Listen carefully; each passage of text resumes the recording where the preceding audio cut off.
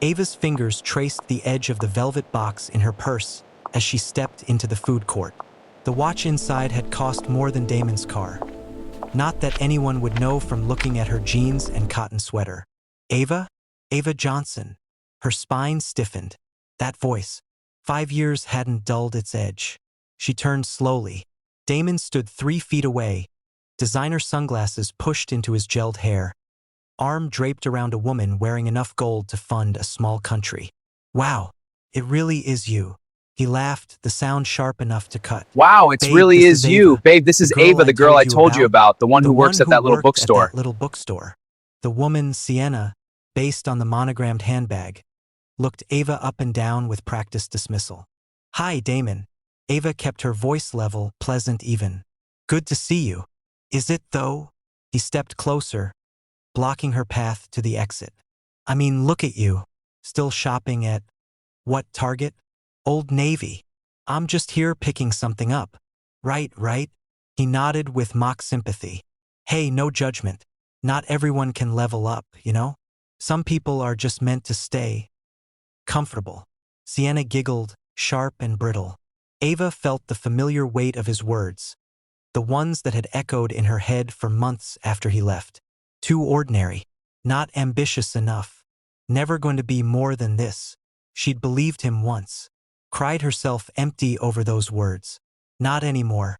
If you'll excuse me. Wait. Damon grabbed her elbow. Come on, at least tell me what you're doing now. Still at that bookstore? Or did you finally get a real job? I'm fine, Damon. Really? Fine. He released her with a smirk. That's exactly what I thought. You know what your problem always was? No vision. I tried to push you, tried to make you want more, but you were always so content with your little life. The old Ava would have shrunk, would have apologized for not being enough. The current Ava simply smiled. I have everything I need. Everything. He gestured around the food court, at the families eating pizza, the teenagers clustered around bubble tea. This is everything? God. I dodged a bullet. If only you knew, Ava thought, but kept her expression neutral. And if you haven't subscribed, hit that subscribe button because this story is about to take a turn Damon never saw coming. Across the mall, in the private lounge of an Italian restaurant, Leon Harrington checked his watch. The investors had finally left, the deal closed, the contract signed. All he wanted now was to get home to Ava. His phone buzzed. A text from his driver. Running late, sir. 15 minutes. Leon sighed, pocketing his phone. 15 minutes. He could browse the watch repair shop. His grandfather's Patek needed a new band. He took the escalator down, mind already on the anniversary dinner he'd planned, when he heard it. Pathetic, really. Still pretending you're happy. Leon's head snapped toward the food court. That voice, loud, aggressive, male, carried over the weekend noise. Then he saw her. Ava. His Ava. Standing near the smoothie counter, shoulders straight but tension visible in every line of her body. And some man in a too-tight polo shirt was in her face. Leon's jaw clenched. He moved closer, staying behind a pillar, watching. I'm actually very happy, Ava said quietly. Sure you are. The man. Who the hell was he? Laughed. Let me guess. You married some middle management guy? Got a nice little apartment? Convinced yourself that settling was the same as success. The blonde woman next to him snorted. Leon's fingers curled into fists. Every instinct screamed to intervene, but something made him pause. Ava's face. She wasn't crumbling. Wasn't defending herself either. She looked calm, almost amused. I'm not settling, Ava said. Right? Whatever helps you sleep at night. The man leaned in, voice dripping with false concern. Look, I'm just being honest. You had potential, Ava. You were pretty, sweet, decent in bed. But you never wanted to fight for anything. Never wanted to be somebody. Leon saw red. But before he could move, Ava spoke. I am somebody, Damon. Damon, the ex. The one who'd called her ordinary. Who'd shredded her confidence before Leon found her piecing herself back together at a gallery opening 2 years later. Leon had never met the man. Never needed to. He was meeting him now. You're somebody. Damon's laugh echoed through the food court. People were starting to stare. Okay, what do you do? Where do you work? What car do you drive? That's not. See? Nothing. You have nothing to show. On the other hand, he gestured to himself to Sienna. I'm a senior analyst at Whitmore and Associates. I drive a BMW. Sienna here is a model. We just put a down payment on a condo in Riverside Heights. Congratulations, Ava said simply. Congratulations. Damon's face reddened. That's it? No, wow, Damon, you were right? No, I should have tried harder? I don't think that. Of course you don't. Because you're still living in your fantasy world where being mediocre is fine. He pointed at her shopping bag. Plain white paper, no logo. Shopping at discount stores. Buying knockoff everything. Probably using coupons. Damon, stop. Why? Truth hurts? I'm doing you a favor here. Ava, wake up. Look at your life. Really look at it. Ava's hand tightened around her purse strap, and Leon saw it. The tiny crack in her composure. That was enough. He stepped out from behind the pillar. The mall manager appeared first, slightly out of breath, tablet in hand. Mr. Harrington, sir. I'm so sorry to interrupt. Your VIP parking validation is ready, and we have your private elevator cleared whenever you're ready to leave. The manager's voice carried. Heads turned. Leon nodded once, not taking his eyes off Ava. Thank you, Marcus. I'll be there shortly. Damon froze mid-sentence, mouth still open from whatever insult he'd been preparing. Leon walked forward with the easy confidence of someone who'd never had to prove anything to anyone. His suit probably cost more than Damon's monthly salary, but he wore it like a second skin. Unremarkable to him, unmistakable to everyone else. He stopped next to Ava, placed his hand gently on the small of her back. Ready to go, love? Ava's entire body relaxed into his touch. She looked up at him, and Leon saw relief mixed with something else. Satisfaction, maybe. A quiet victory. Almost, she said softly. Just ran into an old friend. Leon turned to Damon for the first time, really looked at him. Took in the gel-stiff hair, the cologne cloud, the desperate grip on Sienna's waist. Friend, Leon repeated neutrally. Damon's face had gone pale. His mouth opened, closed, opened again. You're Leon Harrington. It wasn't a question. I am. Leon extended his hand, forcing Damon to either shake it or look like a coward in front of the growing crowd. Damon shook it. His palm was sweating. I didn't realize. Damon's eyes ping-ponged between Leon and Ava. You're married to him? 3 years next week, Ava said pleasantly. Sienna had gone completely still, recognition dawning on her face. She released Damon's arm like it burned. I want to thank you, Leon said, voice cordial, businesslike, for looking after my wife while I was finishing up my meeting. I hope she wasn't any trouble. The words landed like precision strikes. No trouble, we were just, Damon stammered. Catching up, Ava finished. She reached into her shopping bag, pulled out the velvet box. The logo, discreet, elegant, unmistakable, was embossed on the top. Beaumont and Company, custom timepieces, waiting list 2 years, starting price, 6 figures. She held it up with a small smile.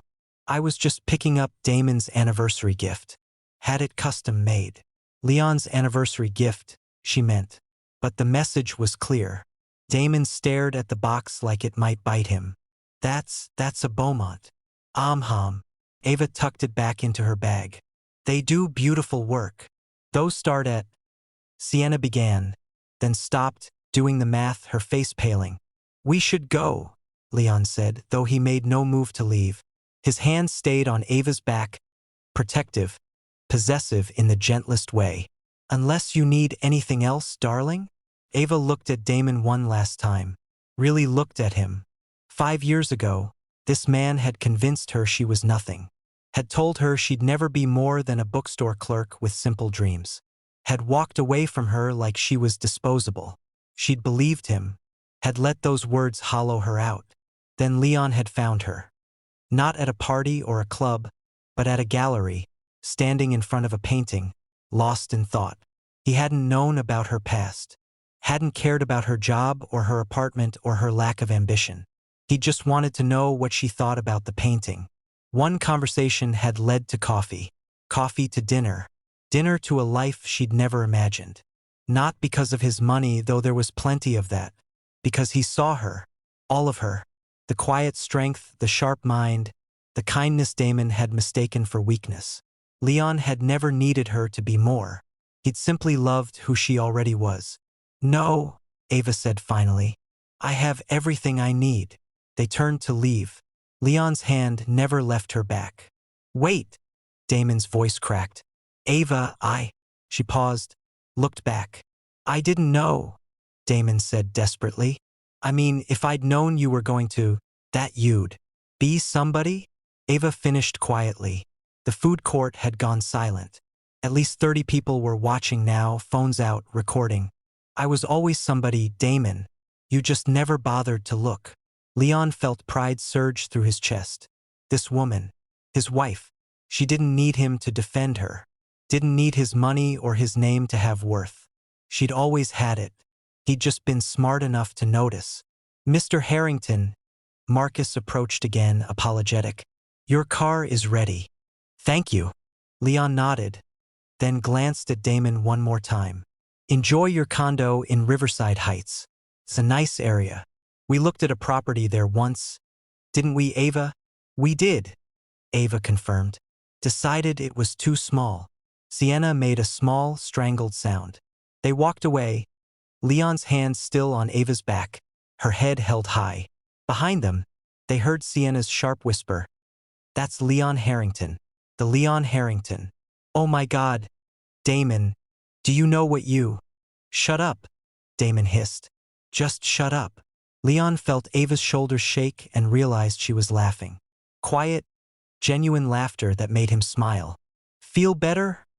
he asked as they reached the elevator. "Much." She looked up at him, eyes bright. "Though you didn't have to do that." "Do what?" "Walk my wife to the car." He pressed the button. The doors opened immediately, VIP access. "I was already here. Convenient timing. I'm a very lucky man." He pulled her into the elevator, into his arms. In more ways than one. The elevator doors closed, sealing them in quiet luxury. Ava leaned against Leon's chest, breathing him in sandalwood and safety. "How much did you hear?" she asked. "Enough." His jaw tightened. "Too much. I handled it." "You did." He tilted her chin up, met her eyes. "You were incredible. I wanted to break his nose." "Leon, I'm serious. Not ambitious enough?"